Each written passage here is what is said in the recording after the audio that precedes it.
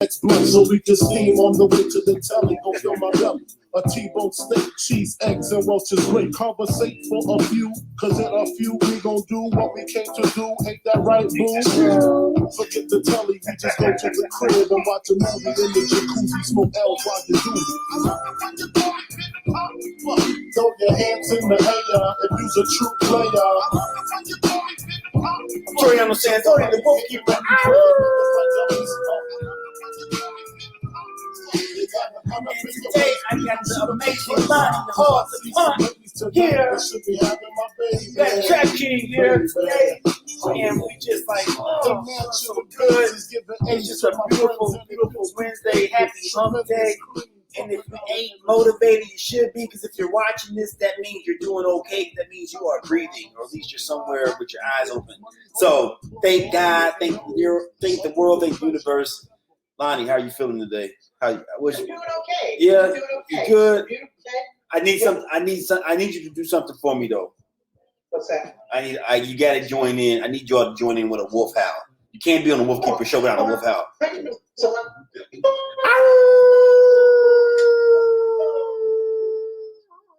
in for that.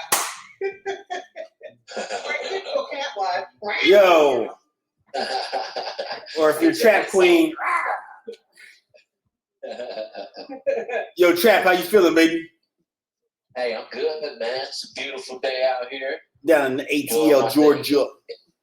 In the ATL, in the RV park out here. I want today's show, I'm flipping the script. And today's show, I want to do, because this is Women's History Month, which it should just be Women's History Year. Same way it should just be Black History Month, should be Black History Year. But let's just go ahead today. Ambassador for women all around the world, Lonnie Hull DuPont. And I agree. I agree. I accept.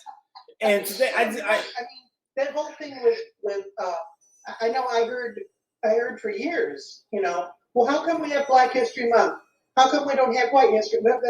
And I'm like, we do. Because history is our history. Women's history is our history. This is our history. In fact, it's some of the most interesting history. And I that sort of thinking is bizarre to me. But it starts with a month, We'll give it a month. We'll start 1 month. We'll work our way up. Right now, for women, it's looking good in terms of seeing people who look, like women in politics and so forth. And the marvelous Kamala Harris.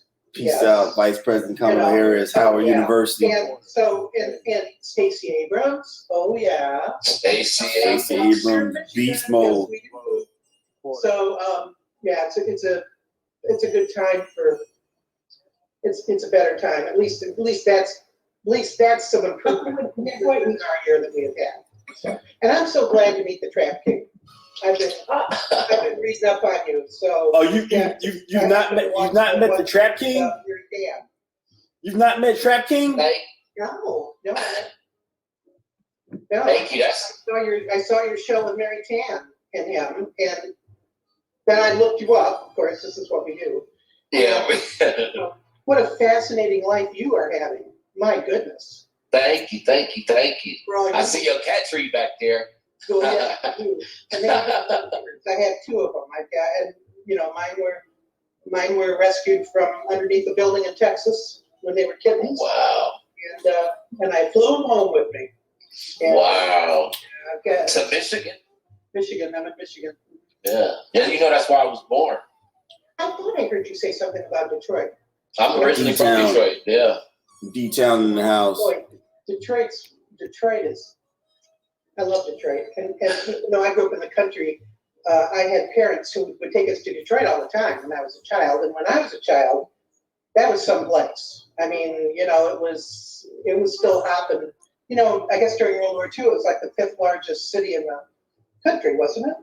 Oh yeah, that's back when we had Motown and everything. We was doing it. Motown, General Motors, stuff. Whole thing, industrial. But hey, let's jump back on this, because today, Lonnie, you're a writer extraordinaire. I thoroughly enjoyed talking to you last time because of I have one little book out there, and you're super inspirational. You actually inspired. I hate using the word actually. You did inspire. You inspired us to take all of our. Right now, this is somewhere around, what is it? Rejoice, like episode 150 or 160, something like that. Something like that, and you inspired us to transcribe all of our episodes, and we're currently converting those into books. So Fantastic. yeah, so that happened. That honestly happened after Rejoice has been spearheading about 50 out of 160 of our episodes or so now are books. 50 out of the 160 are being transcribed and converted into books. By the end of this year, all of our episodes will be converted into a book. So as we're speaking, we're also writing a book that will be published through. Yeah. So thank you.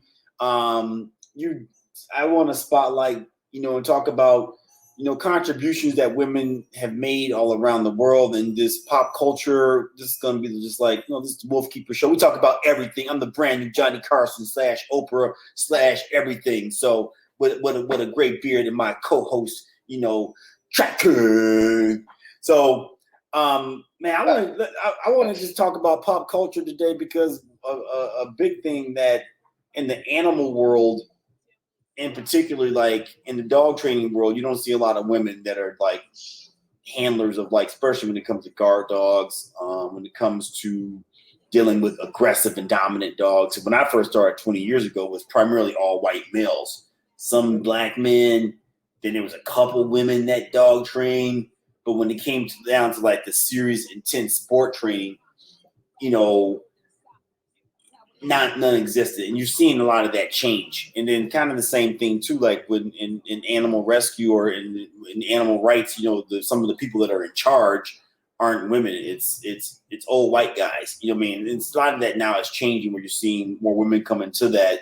But my first pop culture question for both of you all, because I know you all, Lonnie, you dealing with all kind of animals and things of that nature. What are some things that we need to do to change that, so that we're seeing more women involvement in animal rights and animal, training and animal, just everything else? Well, it seems to me, and I could be wrong about this, but lots of times, really, we do have all the manpower you're talking about, but the credit's going to the guys, Right. Usually the white guys, and with Cesar Millan is an exception there, but it's going on, and I do read. I read about. I have quite a library of books about animals. Of course, I'm sitting here and I won't be able to remember this woman's name, but there's a phenomenal dog trainer who writes books. She's in Wisconsin. She has a sheep farm and border collies, and she writes books about. I think maybe her last name is McConnell or something. I can't quite remember, but I learn a lot reading her books. I mean, of course, I'm someone who learns. I've got a little different life, and then I'm not going out into the rescue world. I'm reading and writing. I mean, that's really what I do, and I've learned a lot from her. One anecdote I just loved. She had a border collie named Luke, who she referred to as her soulmate. She's the first person I ever read or knew or whatever to refer to their animal as their soulmate. And I thought that I had to wrap my head around that. And they would work their sheep farm, and he was, they were, border collies. They are so intense, scary smart. Yeah. And so they were just in sync all the time. And she was making the point that a well-behaved dog is a safe dog, a safer dog. Absolutely. And she talked about being at one of those sheep herding contests like you saw in the movie Babe, Yep. and that she let her dog loose. Many dogs were running loose. And she looked down a hill and she saw that the guard dog had gotten loose and was headed for Luke. And she knew dog behavior. She said, he's going to be dead. And someone behind her said, down your dog. And she yelled, Luke, down.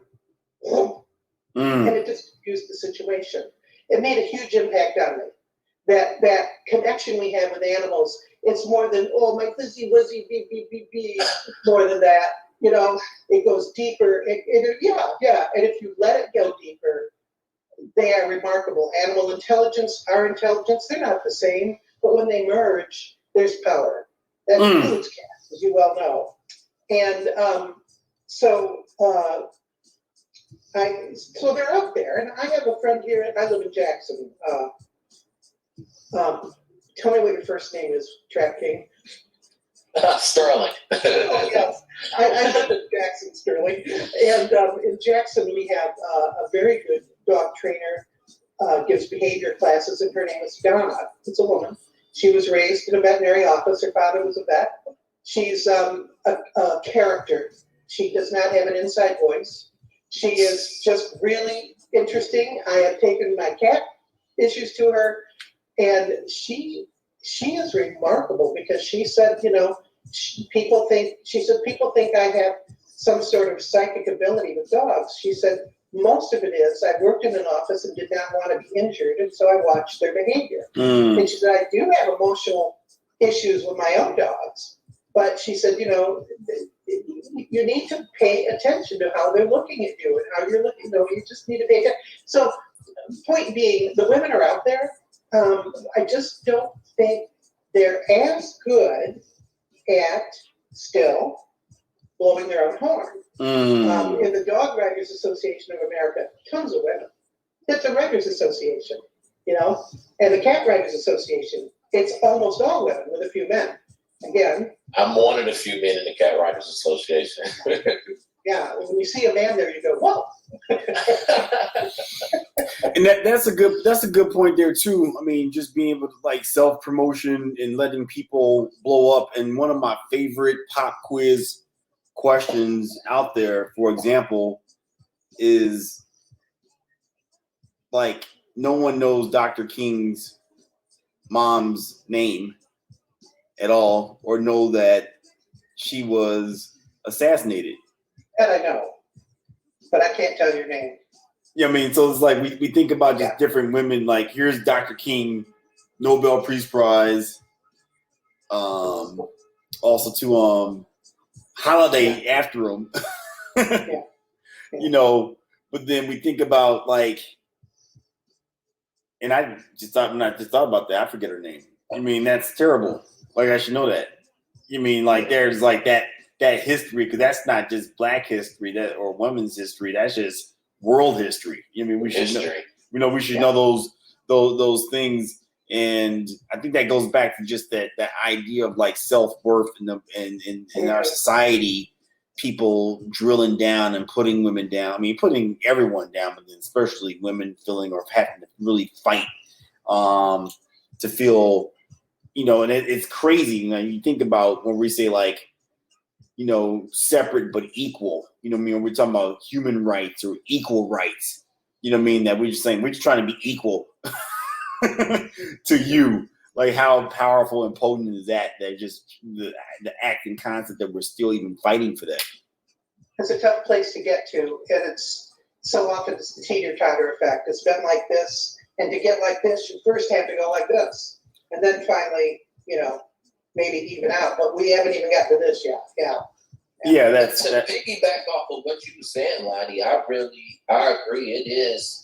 We do see women out there. Shout out to this one page that I just started following, Black Girls Love Dogs Too. That's really just highlighting Black women that train, that groom, and do all types of stuff with dogs. So shout out to them.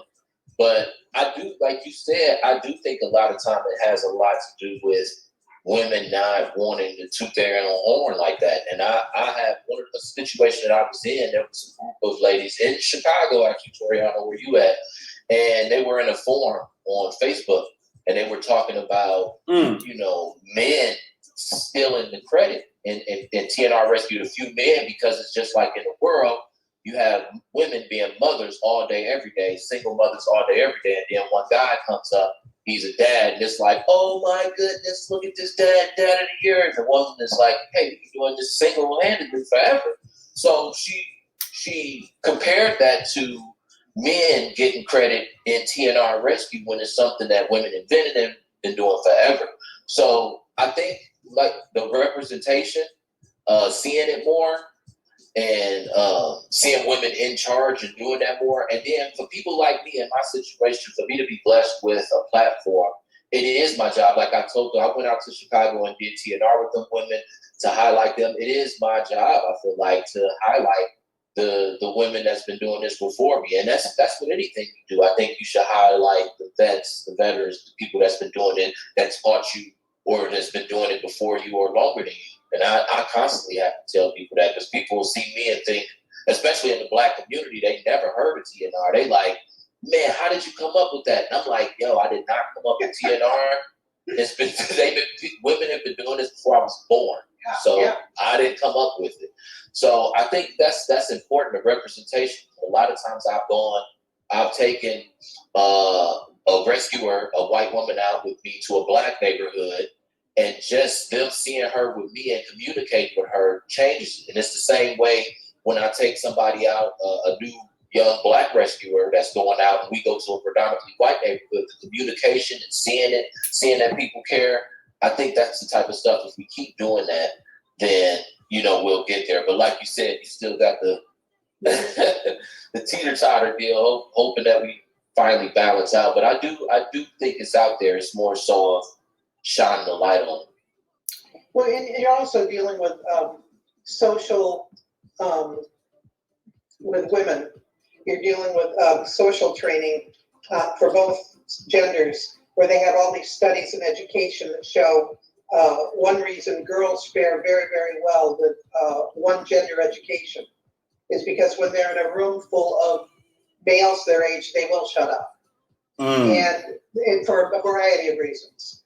They may have been trained to, they may have, I have a cousin whose grandson, she's got 3 grandkids, a boy and 2 girls, and she said, I really wish his mother would not make him be quiet. Sometimes he's expressing himself, and I don't think she should do that. And I said, maybe she should, because he needs to learn how to listen to the females in the room. And that's, that's a reality. It's in business, and it's classic. I've been in meetings, I've been in them myself, where I've given an idea, everyone kind of thinks about it, and 2 minutes later, a male comes up with a different wording of the same idea, and everyone goes, yeah. I'm like, yeah. Yo. Like, yo, she just said the same thing 5 minutes ago. Yeah. That's social training we still have to deal with. But this country is very uncomfortable with women in power. They've been abusing the governor of my state forever, and some of the senators in this state actually went on record saying she's emasculating us. How insecure can you be? Well, I think that's the thing. They said they gave her a spanking. What? It's in print. Wow. Look it up. Wow. It's a discomfort with women in power. Don't need women in power, just like they need men in power. And I think that's an odd look for people. I think they're getting used to it. Pit bulls and parolees, you got some women there dealing, Oh, yeah. with no apologies and no attitude. They're just, they're loving and tough, and they're good at it. So I think we're on our way. I think our country is just way behind in how we view women, powerful women. And I think too, a lot has to do with just pulp culture also, that obviously is influential over how we think. Most importantly, my birthday buddy, Princess Megan, where they've been on August 4th Leo, shout out. But they've been giving her crap about her color of her skin. And that's that pop culture, of like what that does to that little girl that's watching that's biracial or light skinned, or that's dealing with that of like, wow, even a princess. Even a beautiful, talented, well-spoken,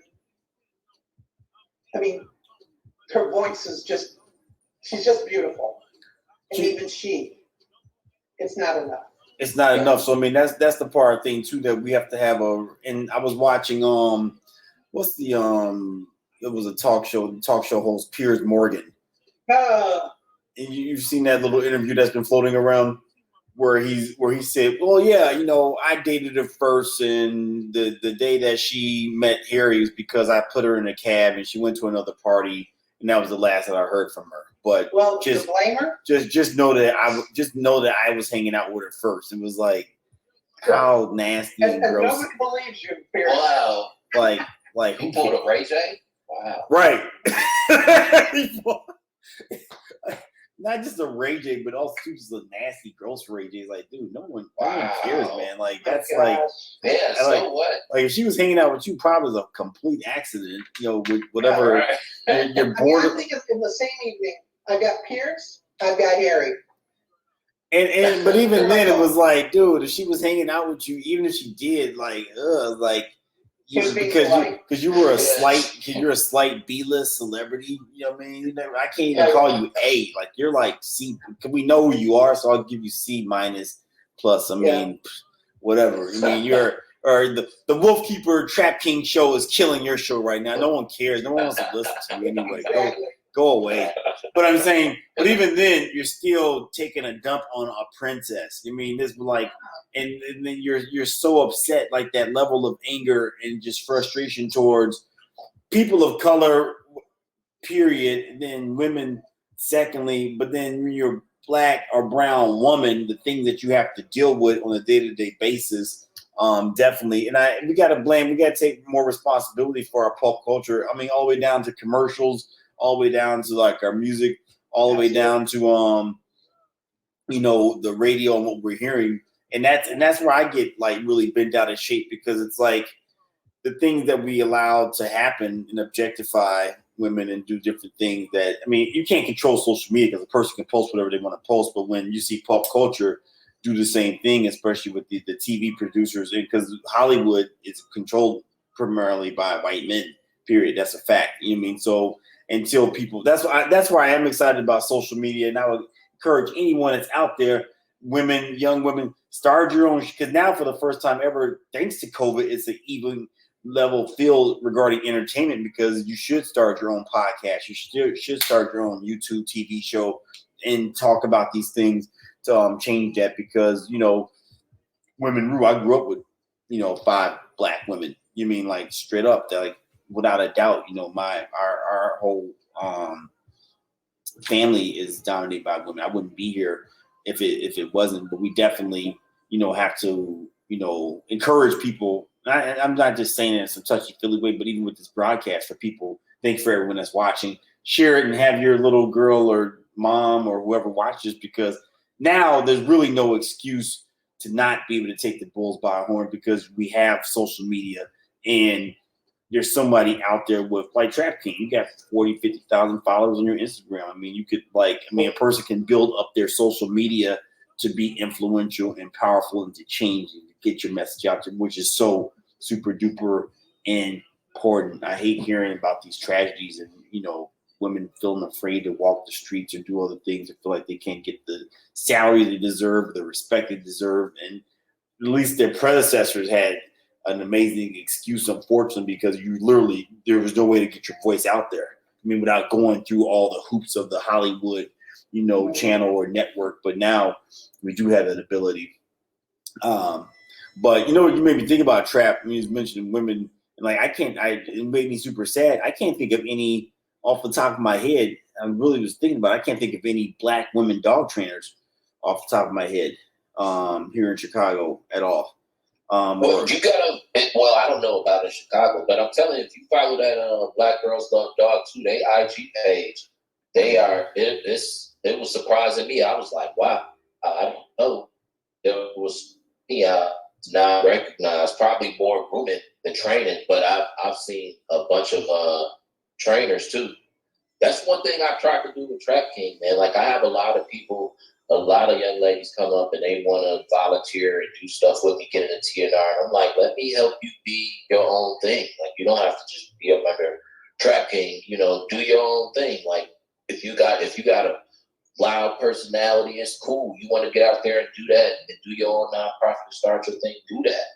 Like do that. And I think, again, that's a part of, because like you said, Tori, I got 5 sisters. And yeah, I'm going to tell you. What's that? It's, they out there, they strong, they doing the thing. We just got to get better at shining the light on them and making sure that they get their just due. And it's our ability, and the country, I think, gradually, we, like you said, we get there, Lonnie. We getting there slowly but surely. We move to it. I definitely want to be, like I said, I got 5 sisters. I definitely want to be a part of that. I'm gonna play some part in that change. You know, I think about how I listened to an interview on NPR not long after the Central Park murder situation. And like the Black women dog trainers, this is a group people aren't seeing, is Black birders. And, you know, so again, it's just a matter of being seen. And, you know, and apparently, you know, they did a whole thing on just on Black people birding. And, sorry, I have a little monster here. I'm surprised my little girls ain't running around here with their butt screen everywhere, because that's usually what they do. They must be knocked out. Yeah, you heard voices though, didn't you? Yeah. What's going on? What's going on? I saw that tabby. Yeah. That tabby tail. Her name's Mary Cat. Mary Cat. I love it. I got to meet a Joe and Alanis Musette somewhere running around. Oh. They in the front, probably knocked out. Do you keep a dog where you are at the studio, Toronto? You know what? My thanks for asking. Speaking of women and moms in particular, my dog is right now at my mom's house. My Frenchie's been kidnapped.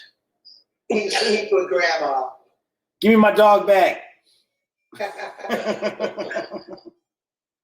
You know, I gotta. By the way, you know, I'm not trying to redirect. I just want to, before I forget, I want to tell you, when I was on before, we talked about how I was going to present a book to the committee of bird stories. Do you remember this? Yes. They took it. Wow. Yeah. It'll be a couple of years, but you guys have bird stories. I'm going to be hitting you up for them. My buddy, my good friend with the care organization, James Evans, he's a birder. Okay. Shout out to James. He probably, if he's watching this, shout out to James Evans with care. He's a birder. Which that was also too, like I was telling before you got on Trap, I was telling Lonnie that you totally inspired me, because you think about obviously people that love dogs, obviously people that love cats, but like I never thought about like birds. You mean, or people that have stories about animals. Then like that was a thing too that was so amazing that I thought about the bird stories that I just know. Yeah. Like my own personal bird stories. You mean when you think about like, wow, I have talking about them. I'm going to be hitting you up. So yeah. Like I got real birds. Then I started thinking about like, wow, I got real sheep stories. And I'm like, damn, I got real alligator stories. I got a turtle story. I'm like, wow, I got for real gorilla stories. And I was like, well, I got for real rat stories. Like, wow, I got, you know what I mean? Like, you don't really think about like how integral animals are in our culture. And so you like literally you changed my trajectory when you said that. I was like, I can think of like probably for real like at least 20 different animals that I have like true bona fide stories about. You know, I don't know if you're aware of this. You know the magazine Guideposts? Anyone? Yeah. Seen the Guidepost magazine. Yeah, if you don't know it, it's been around since the 50s. It's always I didn't know it's been around that long. Yeah, it's been the sort of a big secret in publishing and how successful it was. I worked there for 2 years in New York City, and at the time, they were subscription only, and they had more subscribers than Time.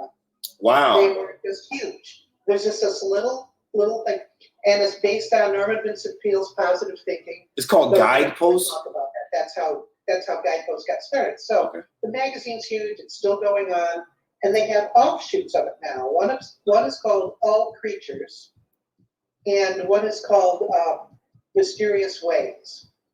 Mysterious Ways is about, kind of stuff that happens, and sometimes they'll pull in an animal story. And people liked the animal stories so much that they started that magazine, All Creatures. So they've got stories in there that they're always, heartwarming, inspirational, but one of those big guys who sit on your shoe, the big lizards that sit on your shoulder. Okay. Anyway, forget that. No, I think I know what you're talking about. Yeah. And people walk around at the beach with them and stuff. Yeah. They have cat stories, dog stories, horse stories, cows, sheep, turtles, reptiles. I mean, they have stories, and you might want to look online, because if you're getting more into wanting to, write pieces about the animals you've known, you should check this out. All Creatures. That's put out by Guideposts. Wow. And and too, I'm glad, since we turned the show into kind of a default Women History Month show, that I would encourage. I mean, that's something that little girls can write about. I mean, like, and sharing their stories, because I know that, like, my friend yesterday, who's Deanna Donald, shout out to Deanna Donald at Good Vets, where she said, like, I love animals. Like, I love animals, but I'm like linear. I only have dogs in my house. But like, she had like lizards, she has fish, she got dogs, she got cats. I mean, people that like, and that's an awesome way to get that information out there. I mean, and sharing that like what you did with Lonnie, because like literally you changed my life. I mean, like, I appreciate. I'm so glad to hear you say that. That makes me feel really good. Oh, right, Rejoice. I mean, you gave Rejoice a big project, but you. I don't know. Sending her all my pictures and stuff. Is that what you mean? No, I'm saying like, well, because like I said, when we got off the phone, I was like, oh, right, by transcribing. Like literally, I got off the phone, and I love Rejoice. She's my buddy. That's my Leo buddy. I love her name. She's so amazing. But when we got through doing the podcast, I was like, Rejoice, let's transcribe all 100 episodes. I use the word "we" so freely. It's like, but she put together a team of transcribers because we're making these books. But I mean, it's so much. People have so much information out there, and it's like we need. Like, it's always from, like, history is just always written from a male's point of view, Yeah. So that's part of the issue too, is that we don't have a female's point of view on just things. Because on some level you can just say, hey, I didn't know. I mean, some things you truly, like you mentioned earlier, we were talking about, just bringing it back to Women's History Month. One of our guests, Sunshine Peterson, I'm sorry. Shout out to Sunshine out in Arizona, but she's a doula, and she mentioned that, Black women, when they go to, when they have labor, that they're more likely to die in giving birth, or they don't get the pain medication that they need. But I didn't know that. That was like, I was clutching my pearls when I heard that. I was like, oh wow, that was. So some of it is just complete ignorance. People don't know. Serena Williams talked about that with her childbirth. Yeah, she did. She talked a lot about that. Yeah, she was in trouble. They were. Yeah. But once again, that's up there. That's in that category of like Princess Meghan category. Like, if Serena can't get the medical attention, and she's globally known international billionaire, then what does that do for the little girl? I mean, let's just say it would be an embarrassment for them to lose her, right? I mean, and still they act like that. That's just, you got a celebrity here. What are you doing? So. Oh no, I think about, I don't know if you guys know of this particular couple in history, but it was William and Ellen Craft, and they were slaves. They were kind of favored slaves, so they were allowed to marry each other. And they knew they did not want to raise their children in slavery because they watched children ripped away from parents. They were not going there. So they planned an escape. This is true. I don't know why no one's picked up the movie rights. They planned an escape. Her father was the plantation owner, white. Her mother's father was a plantation owner. So she was very light-skinned, as light as I am, blue-eyed, fair hair, straight hair, which she always kind of kept covered because she got a lot of flack for how she looked.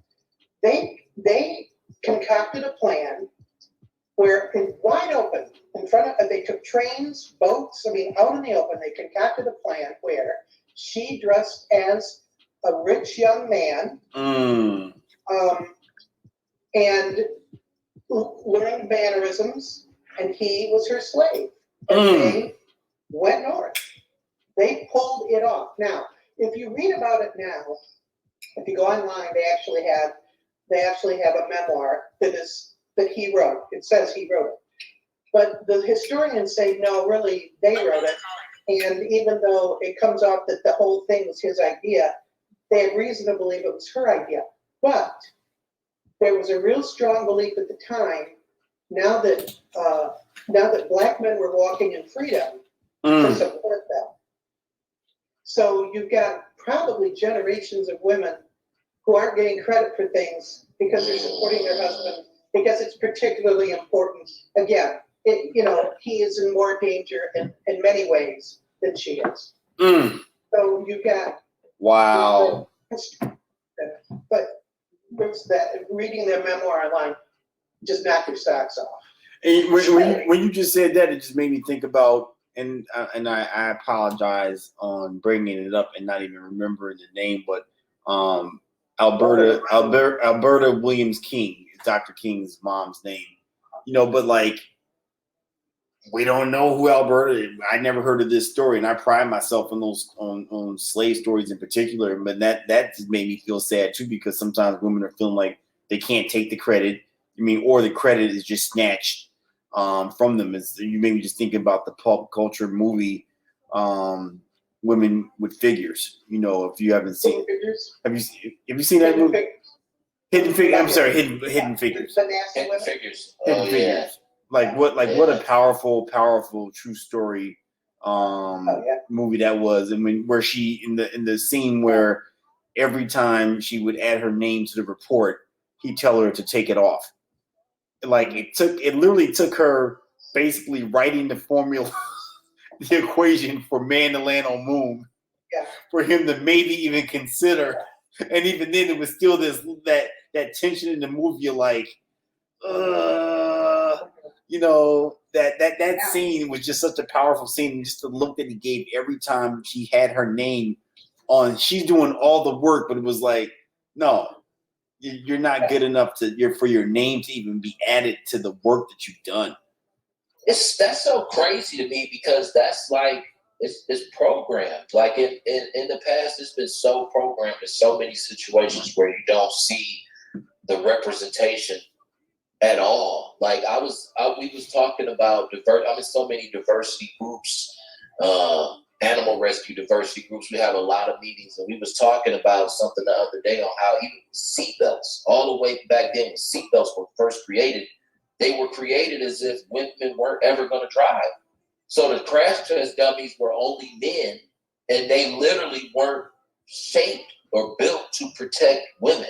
The seatbelt, the crash test dummies were only dudes. That the crash test dummies didn't have breasts. So they wasn't even thinking about the effects of how differently something should be created for women. They literally just made it just like that. It was almost like, wow, women, they don't exist. They won't ever be driving. Like, wow, don't worry about that. That's crazy. They don't protect them. Just let them fly out the front window or something. Like, it was like, wow. But hey, Trav, like, that goes to show how programmed we are to just not even consider or think a certain way. But Trav, what's even crazy about that, which is super crazy? What you just made me think about that just blew my mind? This just blew my mind. That what? If a woman wanted to get involved in like guard dog training or protection dog training, the equipment is not designed for women to wear. Oh my gosh. It's not designed for them to wear because it's all these fitted, tight fitting that's designed for, it's barely fitted for like the right man. But especially when you get into special sports fitting, all the uniforms are designed for men. They're not even designed for women. Unreal. Man, That's because I don't left-hand people right now. Somewhere saying this is my life, right. Because nothing's made for left-handed people either. That's wild. Yeah, I'm left-handed. I can attest. Really, my little brother is left-handed, and it's like I didn't know it until I got just like so many things with women until I was able to have sisters, so many sisters, and see some of the stuff they go through up close and personal. Then it's like, just like with my little brother, he's left-handed, and I'm like, wow, I get it. Like it's nothing major. Like with my sisters, it's so many little things where it's like, wow, I didn't even see my privilege as a man in that. I didn't know she was going through that, and it's something minute. Like you said with the speaking thing. Like that's crazy. And Trap, I just thought about something else too in the animal world, because I know when I first started, and I'm sure you can attest to the same thing, Trap. When I first started 20 years ago as a black male, I mean, like, it was extremely difficult getting in because it was all white men. Like, no one would teach me how to train dogs. No one. Like, I called every dog trainer in Chicago, and this is fact. I called every single. If you had a legit business, I called everybody, and everyone hung up on me. Oh my gosh! Everyone, literally everyone, except one guy. This shout out to James Morgan, who was a retired Vietnam vet, and he's the only person that gave me a shot. I literally called everyone, but then that was me as a black male with the determination, like, I'm gonna learn how to train dogs. Like, there was no way as a woman that you were gonna penetrate in dealing, because they were nutso with me, and I'm built for it tough. I'm like, you know, I could deal with the but when I first started, my competitors, and just the energy of, like, there was no way as a black, and then that didn't, like, the whole Mike Vick thing didn't help, at all. So it was like any black male involved with dogs were dog fighters. So yeah. To fight those as a black male, I can't imagine like some little black girl if her and I, like I said, now I'm thinking about it, I probably have only heard of, there's none at all in Chicago right now currently that have businesses that are public. If they are, they're doing it low key in there. But the fact that I can't even think of any, the fact that there aren't any that are public, and we're the third largest market in the country, is obscene. That there's not one black female dog trainer, or I can't even say there's one Latino dog trainer that's public, or person of color dog trainer in Chicago. I can't say I've met any, like, in my travels, and I know a lot of different people, but that has to do with just those biases of just like they don't do that, or even the barriers to entry. Just in that, just saying, just on the dog training front alone. Yeah, I went. It was like, it's been like that with me too. Black guy in TNR and cat rescue, I still go through it. I just, like a week ago, somebody just called the police on me. And even the police officer came and was like, you have to admit this looks kind of weird. Like you saying you out here trying to catch cats and stuff. And I was like, wow.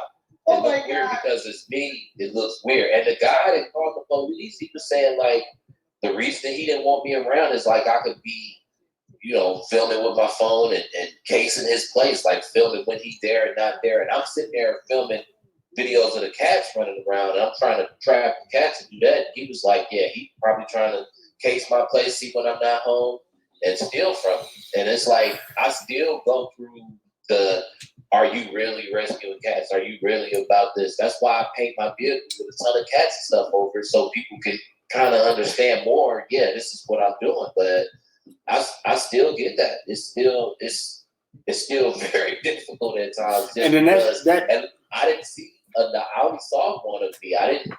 It took me to be doing cat rescue forever to finally run into Calvin Tucker out of Bessemer, Alabama, and he rescues.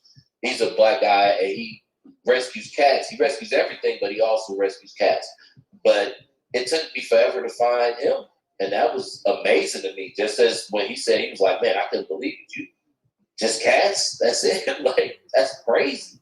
And then once again, Trap, that's you as a black male. Right. So I can only imagine some of the stuff that Sassy, my girl Sassy out of New York, what she going through. She was probably the first black woman I saw with her own TNR and thing like that. And I was like, wow, I can only imagine. And I've talked to her about some of the stuff that she's went through. Again, with the male and female thing, she's been in situations where I saw a man feeling like they was going to take control of the situation because she was a woman, but when she knew way more about cats rescue and everything else, but how she gets approached, how she can be approached at times, just like, we got more work to do. Oh yeah.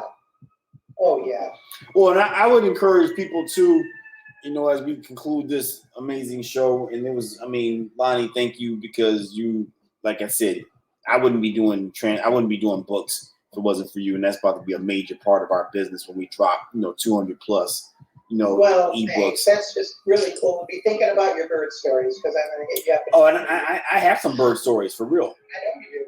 I gotta link you up with James, my buddy James, too, of Care. He probably be like, what bird stories? Maybe Rejoice can give us each other's emails. That email address.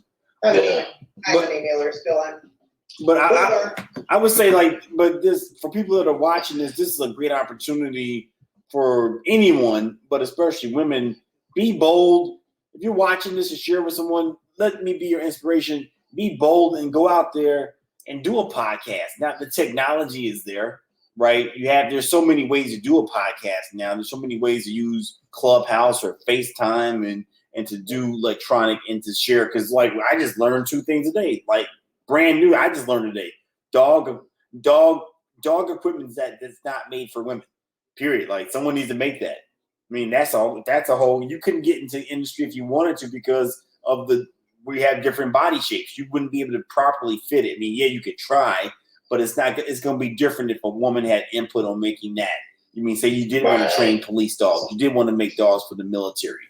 So there's that. But then too, just getting over the stereotypes of just women really, like you said, Lonnie, that hurt my heart when you said that women in a room full of men that they get quiet, and you see that in school, they know the answer, but they don't raise their hand, and that carries over to adult life, that carries over to the boardroom, that carries over to whatever. But I'm saying now with technology, though, you have a voice, though. That's very true. That is a very good point. It doesn't matter. They can't stop you unless they're going to shut your Zoom down. They're going to shut your podcast down. There's the start there, because part of it is just straight up ignorance. People don't know.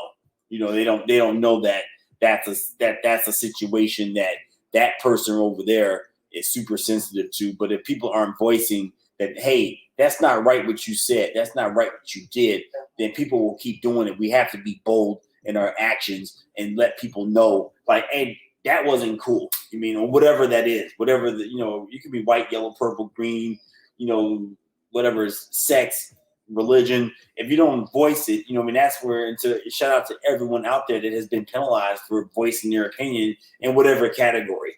But it definitely had to start there. And Lonnie, I thank you for voicing yours. You're using your voice and your writing, because you got me. Period.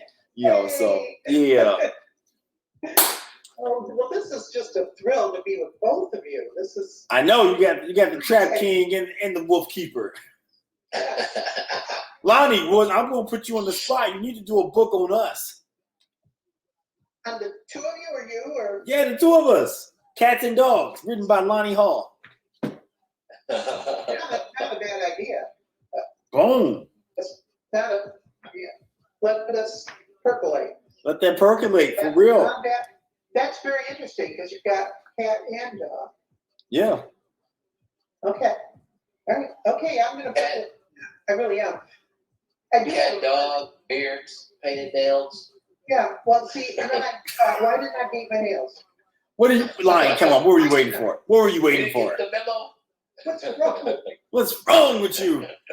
Screw me up.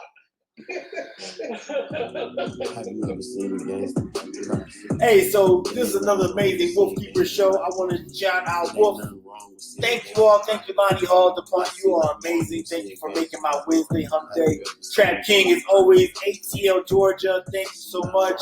I want to thank my amazing producer, manager, extraordinary Leo.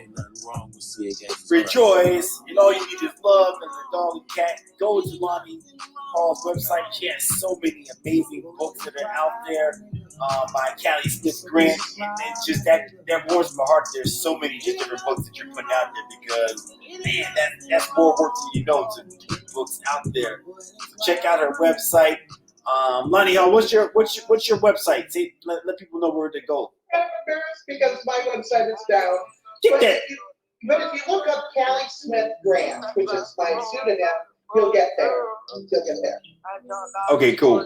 So go to Callie Smith Grant, check out her website, and then thank you again.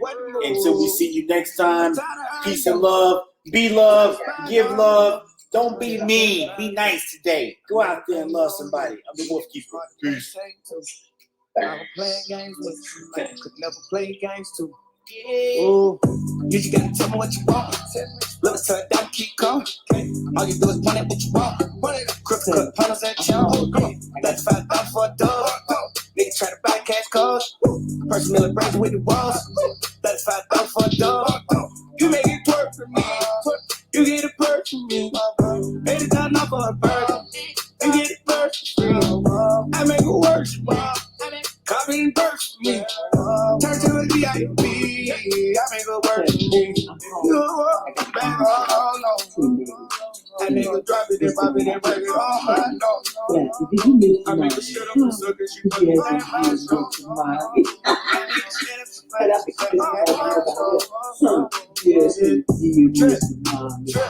No shit in my sticker won't trip.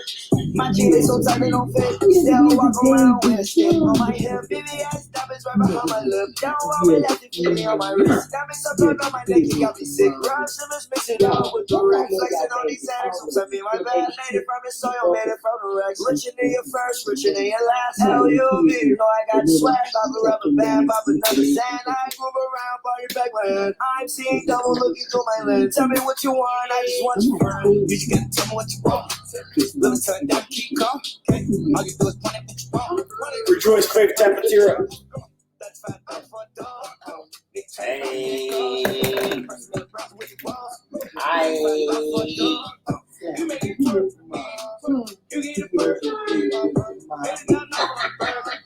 You get it work for me. I make it work. Hey, Rejoice, Trap King just made me think of a great idea. So that website, that Instagram page that's called Black Girls Love Dogs Too.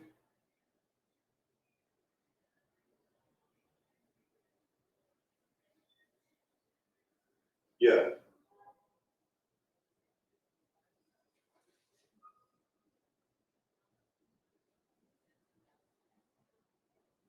So it's like all these black girls that are making posts of their dogs. Did you find it? I'm thinking that it would be cool to try to tap into all these black women and let them know that there's a black dog trainer. So like when you click on their posts, and then most of their posts is the tag, is a tag of their personal page.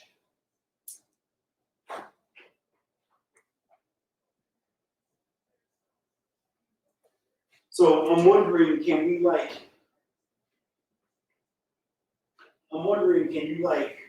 go through like each one of their posts and then send a message, like follow them through the Wolfkeeper and then send them a message and see if we can, create like these black women that are following the Wolfkeeper. You know what I'm saying? I never thought about that because it's like, they should be like, oh my God, a black dog training? A black, this good-looking black guy who's a dog trainer.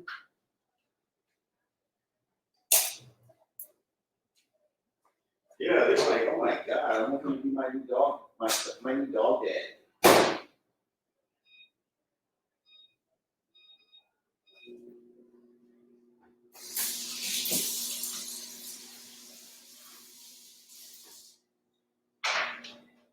Actually, and then if they seem popular, why don't we even invite them to come on our show?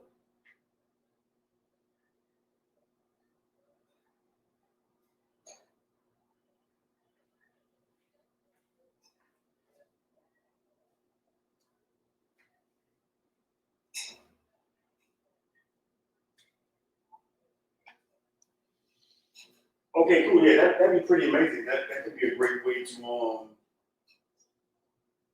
get some leverage.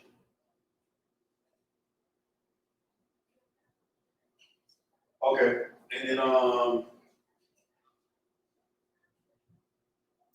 sales are definitely picking up. I'll get you. I was waiting for this other money to come in, so I'll be getting you like another like 500-600 this week. Probably like Friday or so. But I'm definitely pushing to get the whole 3,000 paid this month. And then were you able to talk to Love about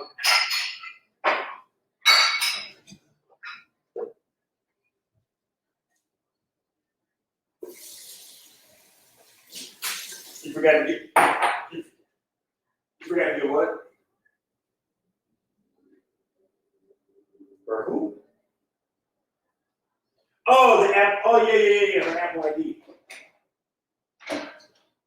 Because if that works, that would be so amazing.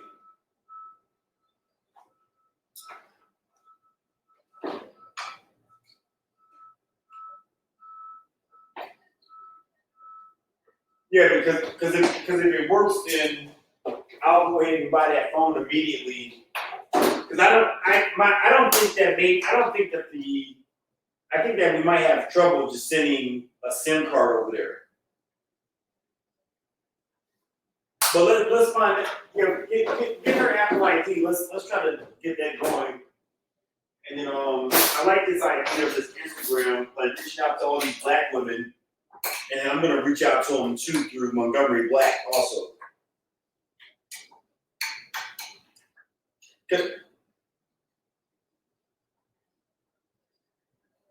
Right.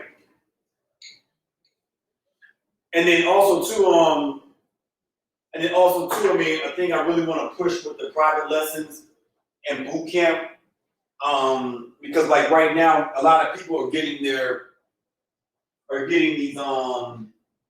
these government checks right now.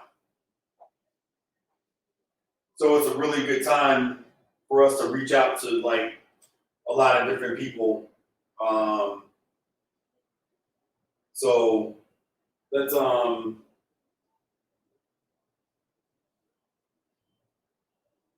yeah, I'm just waiting for the sales are definitely picking up. So I just need to like we gotta do like 10 boot camps at 6,500 and 10 private lessons. So I want to get to 80,000 this month for sure. So boot camp, private lessons, It's 12 o'clock. I gotta get you paid, and I gotta get the computers and the cell phones going. And CJ, we gotta get video to CJ.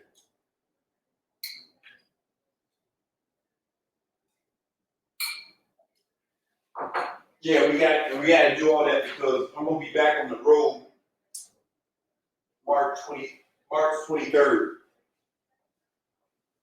Yeah. March 23rd, I'm traveling again. So from the 23rd till April 1st, it's gonna be crazy busy.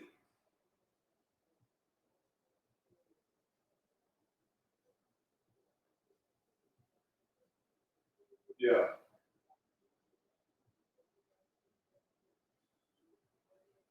So.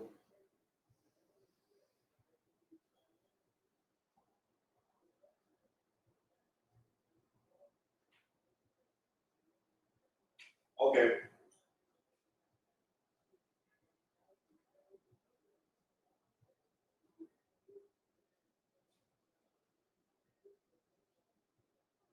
Yeah, let's see what we can do. Let's see if we can convert.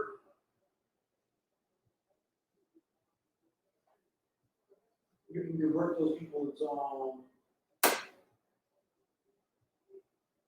because I mean, some of them might be here in Chicago, and if they're not, and then some of them, they might. I mean, I can take a dog anywhere, but I mean, if they're not in Chicago, they might know somebody in Chicago.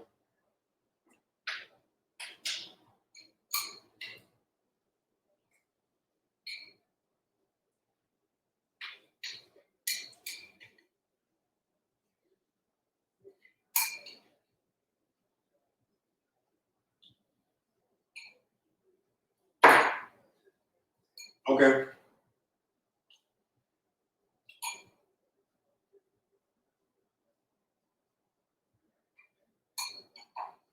Is what?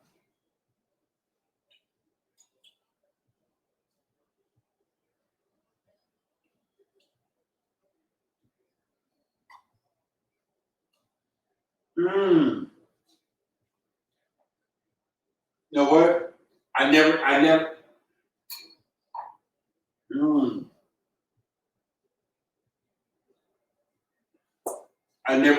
I never even thought about tapping into that.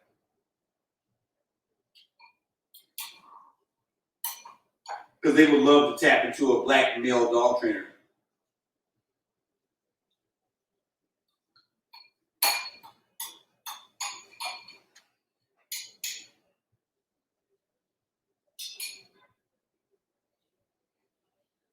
Come on, Rejoice, help out the black people.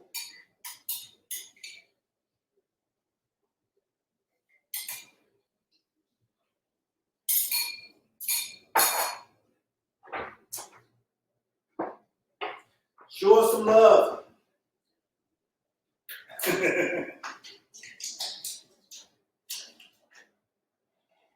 Okay, cool. Let's get some money today. Let's make some sales. Let's get some, whatever you can do to help push the boot camps and private lessons. But I think those women right there, that could be a great target. I've never thought about that ever.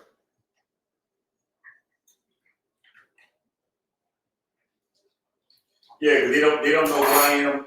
They don't know who I am. I didn't know who they were. But now you know that they exist. I mean, they probably know there's somebody out there that's like, oh my God, a black dog trainer. Especially if we penetrate their roots. You know what I mean? Because we're not going to have that. We're not going to have that first resistance, you know, of color as an obstacle.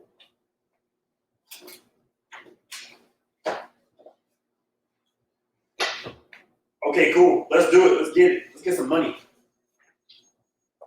All right. So no podcast tomorrow. And then who's Friday? Dawn.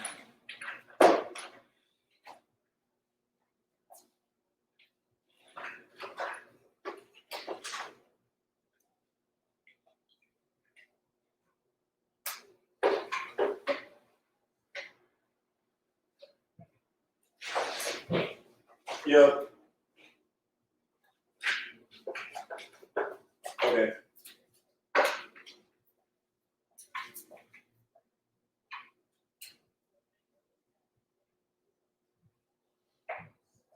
No, that's it.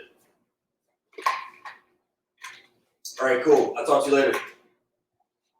Okay, bye. Bye-bye.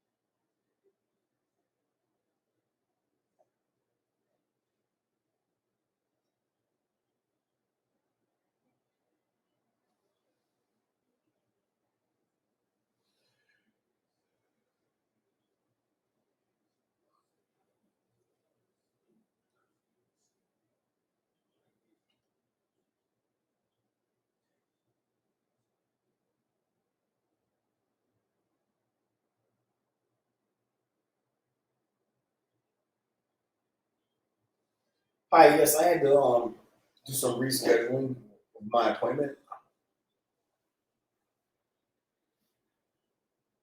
Okay.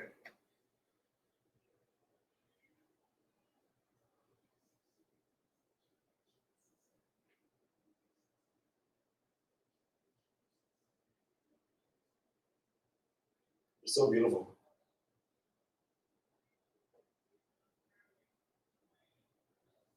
When am I gonna see you?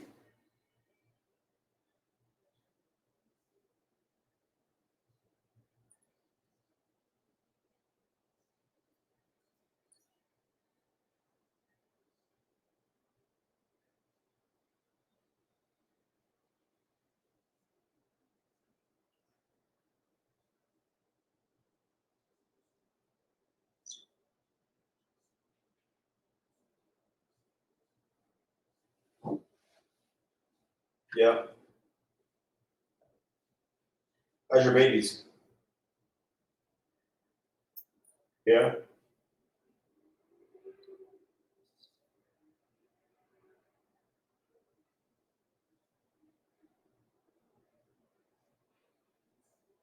Yeah.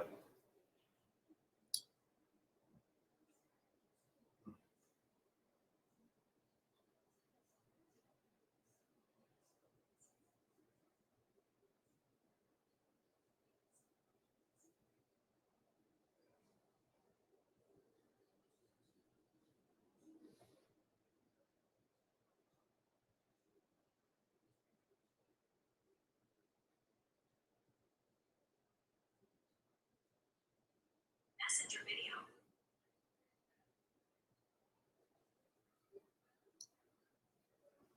Never. I like your nails.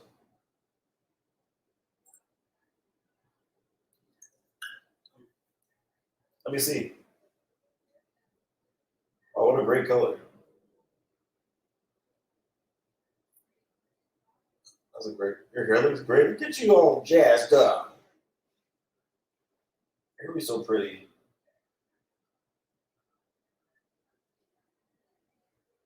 What's the temperature down there?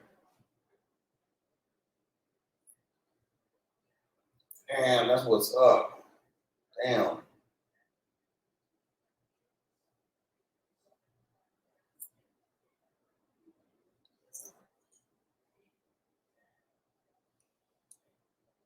So where'd you move to? What city?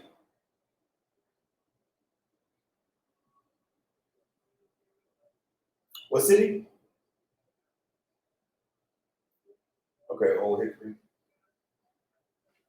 How far is that from Mount Juliet? Oh wow. So you love Nashville. You're never leaving Tennessee.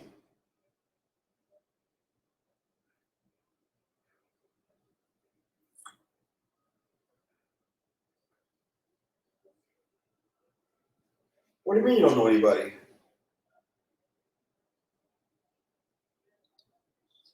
Why don't you know people?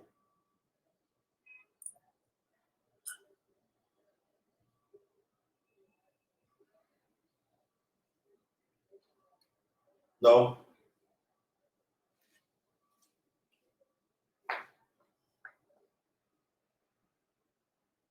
They're kind of what?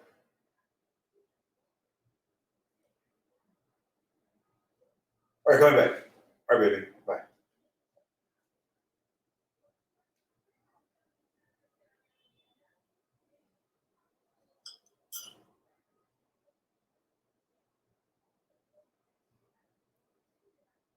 Messenger video.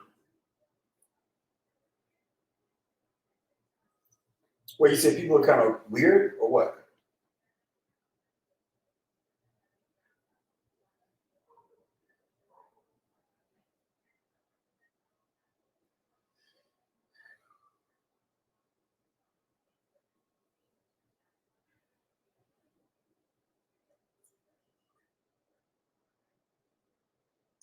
You've been down there for so long now, though.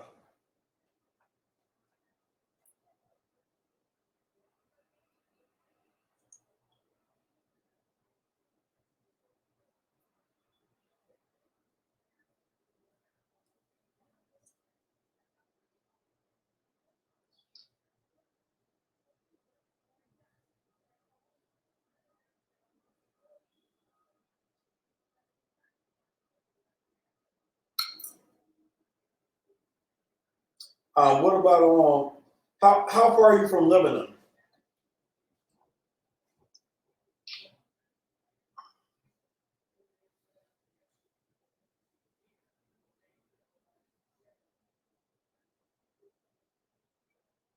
Okay.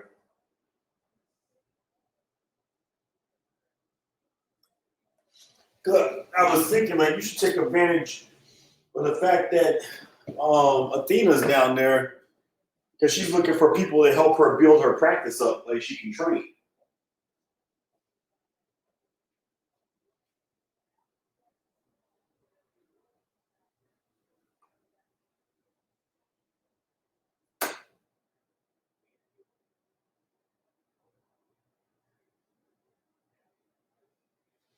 Yeah, because she needs fitness models.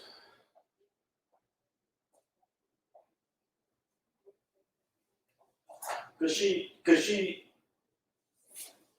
yeah, I'll send it to you. That's like she's kind of in the same situation where she's both like she's down there, she doesn't know anybody, she's not networking to like meet people to like make actual money. I mean, the people that she's hanging out with aren't making her money.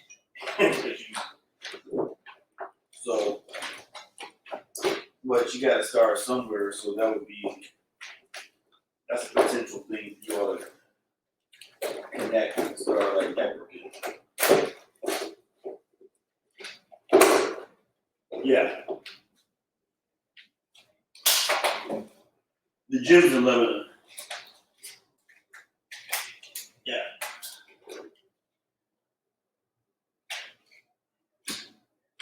But might as well take advantage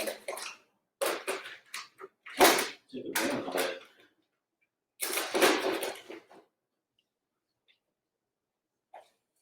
Take advantage of that. How's your brother?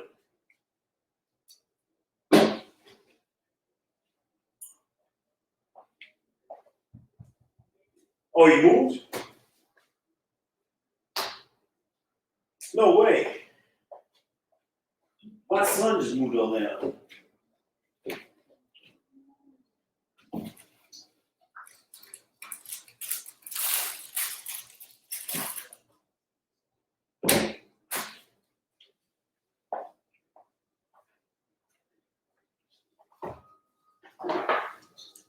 Oh, hey, Mama, this is my investor. Let me hit you right back. Okay, baby. Anthony Herrero. Man, I was just thinking about you today, man.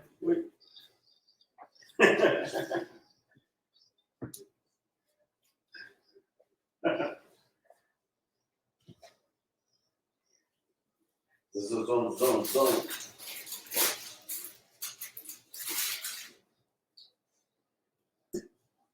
Oh man, he's over here hustling, bro.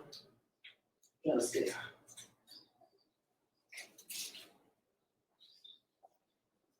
Oh, nice. Okay.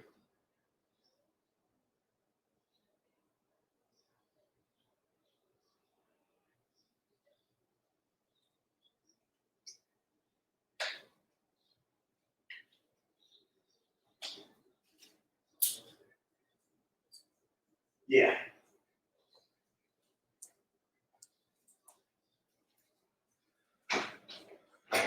Even though, man, that whole thing is a whole toboggan too. I don't know if you saw like all these little scandals that are coming out about the people that work for the department that also have applications in.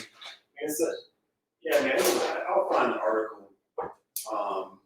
Yeah, but it's so discouraging because there's so much inside trading. I mean, you thought they would have been a lot stricter on that, but they totally weren't.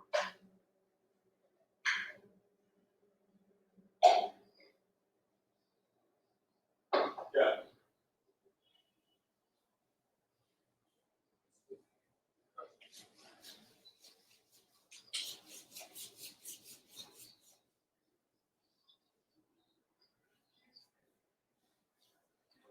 I'll probably find out from my one guy named Ezekiel Taylor, who's my life insurance guy. He's pretty connected with most of them. He's out in LA, so he knows a lot of those guys. I could ask. Okay.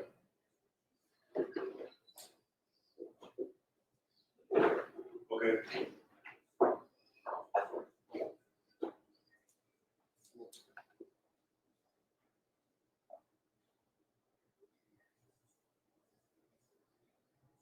Oh yeah, sure.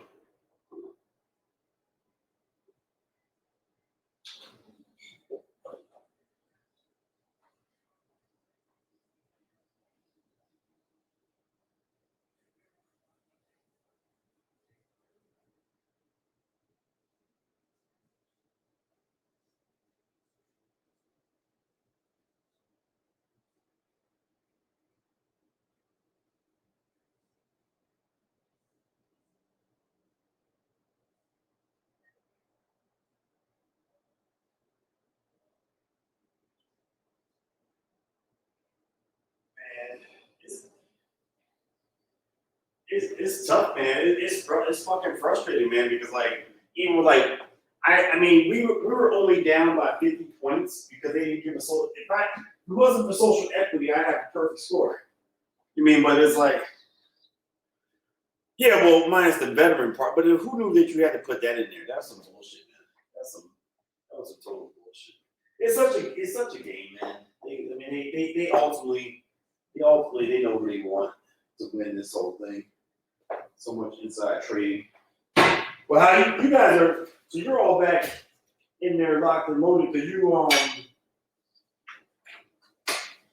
yeah.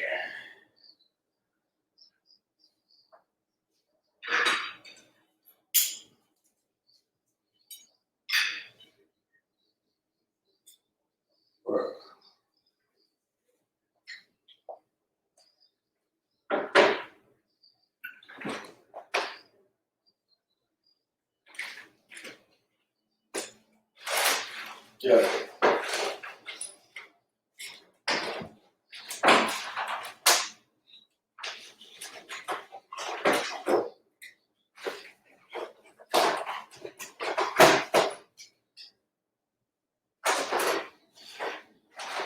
Mm.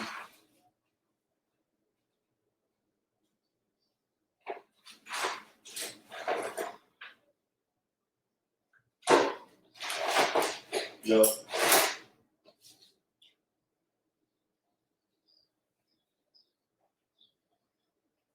Yeah. I mean, he's juiced in like he wanted like I think 25,000 like a percentage of equity for your application. Yeah.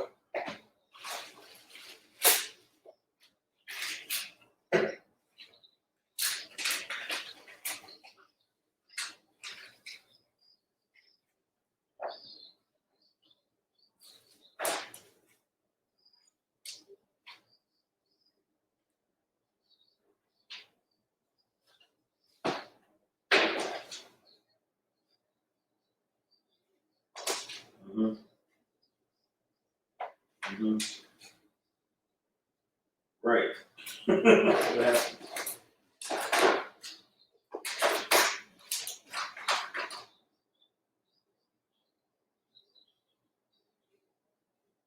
Right.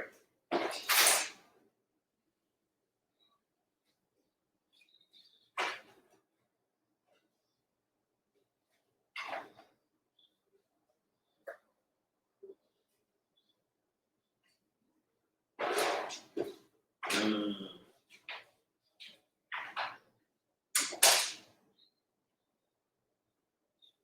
Ron home. Go.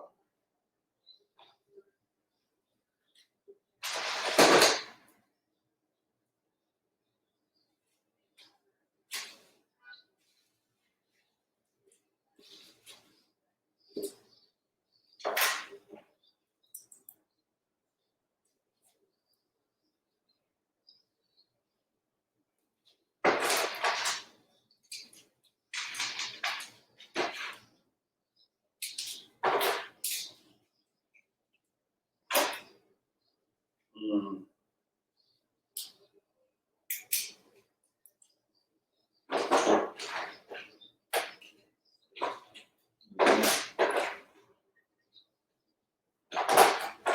Oh man, that's super fucked up. Super. Because there's no real rhyme or reason. I mean, it's like I said, the inside. You remember that day I told you I had a connection over at KPMG, and you were like, dude, don't do it. It's fucked up, man, because it's like I didn't do it, but then it's like everybody else ended up doing it. Well, then what? Yeah. All right, coming back.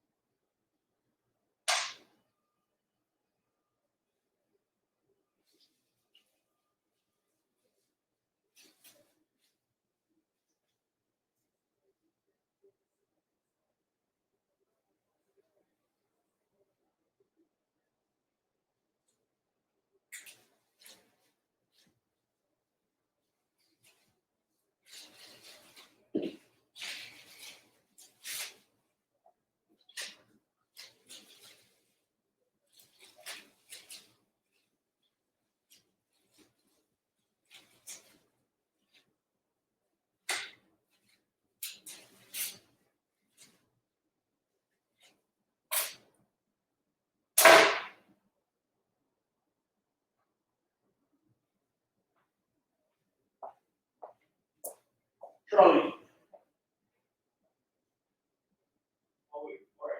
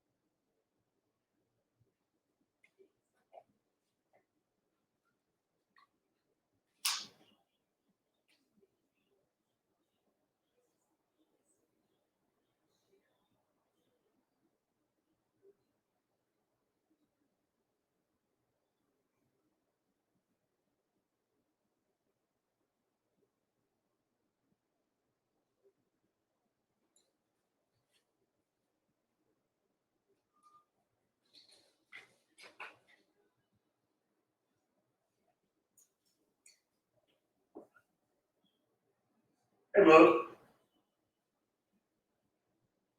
Hey, real fast, is Tyrone there or T there? Oh, Tyrone is there? Oh. Oh. I don't even know about people's schedule.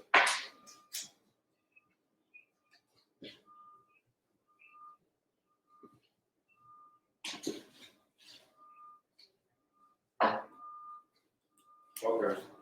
I need to call Tyrone because clients out front trying to drop off dog.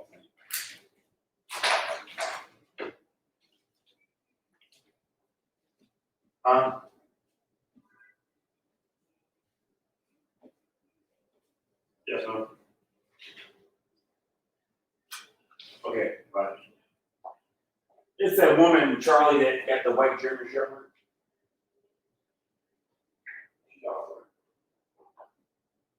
Okay, thank you.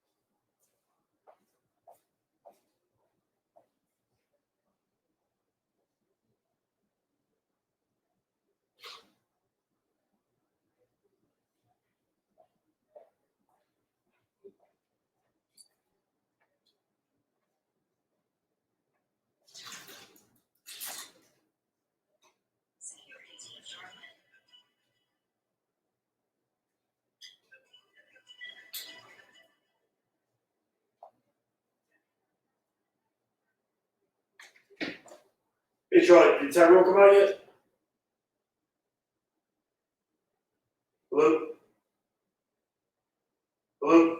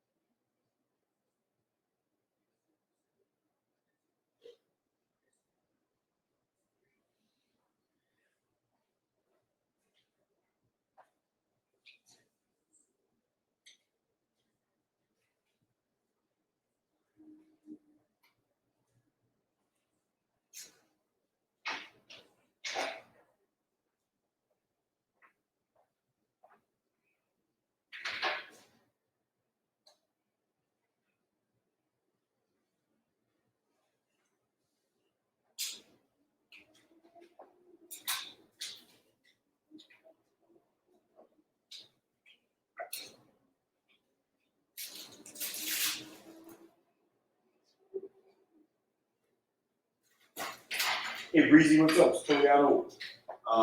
Checking in with you all. Bought some pool sticks and pool balls. See if you guys want to get together, shoot some pool. Give me a call. Get a chance. All right, peace.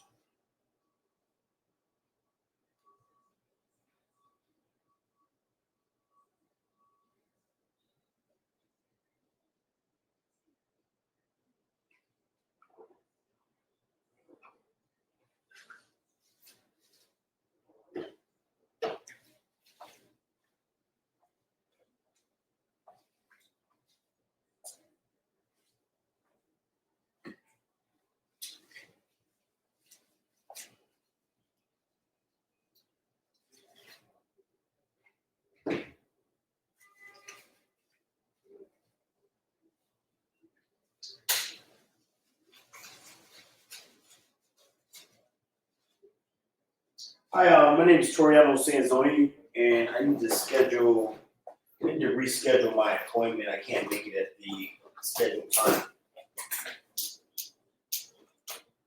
Thank you.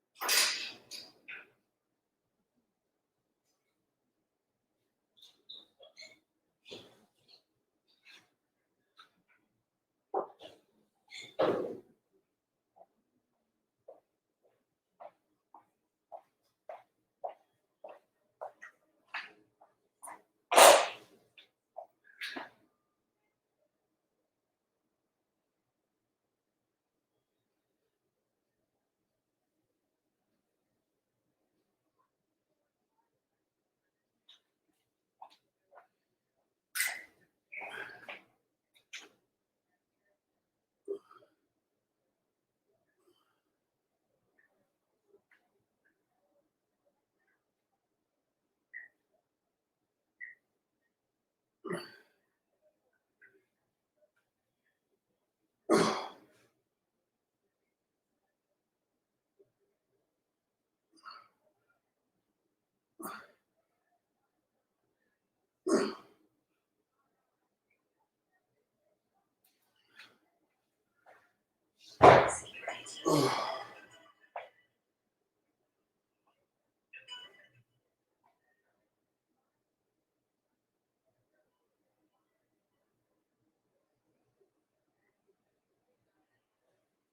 Charlotte, did you get with Tyrone?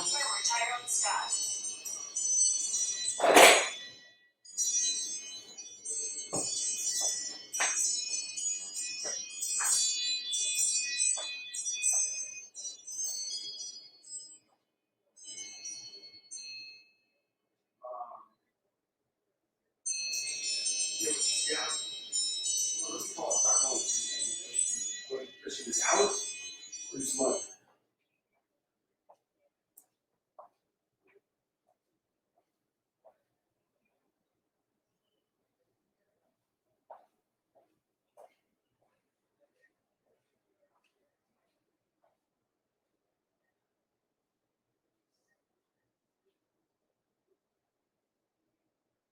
Yeah, I know that she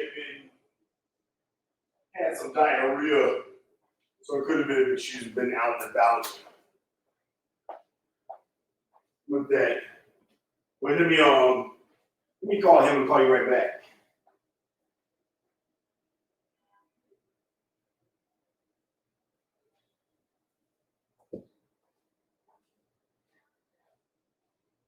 Yeah, let me call him and call you right back. Okay.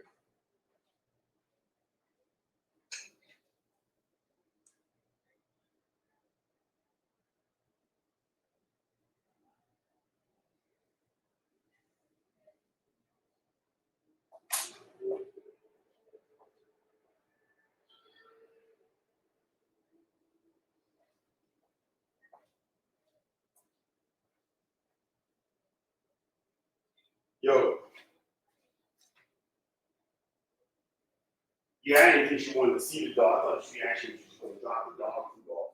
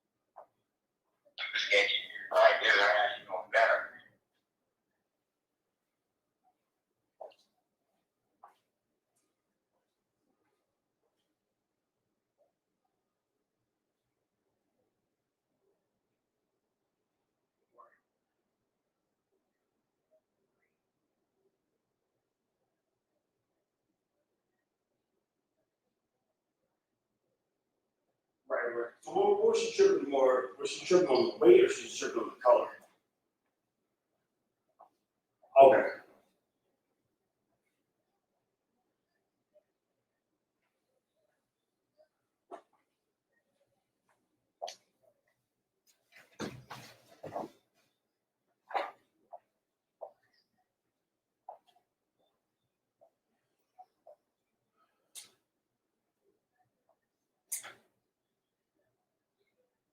Yeah.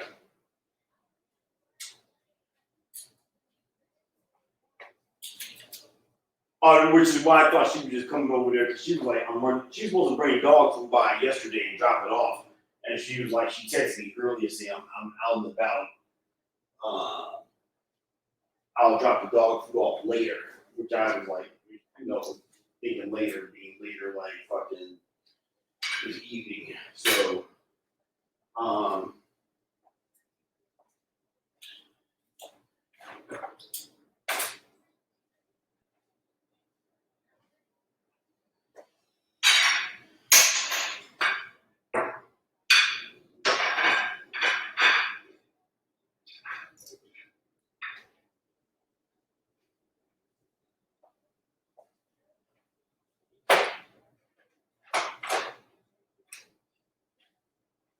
Oh, bro, I know we did, man. I don't know. Anyway, can you call her back right now and give her your Tyronism? Oh no, I just talked. She just called me. And I was like, hold on, let me call Tyrone to see what's up. And she was like, I'm just like disappointed. But that's why I was like, let me call and see what's up. As long as it's not the weight, we can deal with that. I mean, the color of the dog, that's just a whole thing by itself. Because I mean, very seldom can a dog stay that same